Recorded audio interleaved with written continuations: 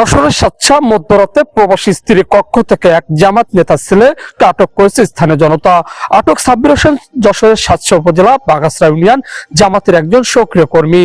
তিনি বাগাসড়া 2 নম্বর ওয়ার্ড জামাতের সহকারী সেক্রেটারি ও ইউপি সদস্য নাসির উদ্দিনের ছেলে।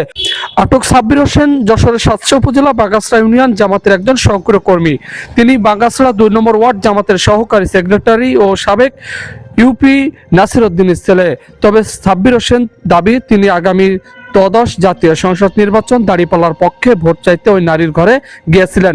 জানা গেছে সোমবার 9 ফেব্রুয়ারিতে রাত 11:30টার দিক সাব্বির হোসেন ওই নারীর কক্ষে থেকে আপত্তিকর অবস্থায় তাকে আটক করা হয়।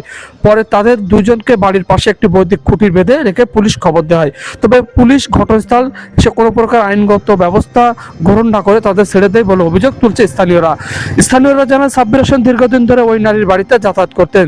তাদের সূত্র ধরেই রাতে ওই নারীর কক্ষে যান। বাড়িতে ওই সদস্য সন্দেহ হলে কয়েকজন মিলে ভিতরে প্রবেশ করলে দুজনকে আপত্তিকর অবস্থা দেখতে পান।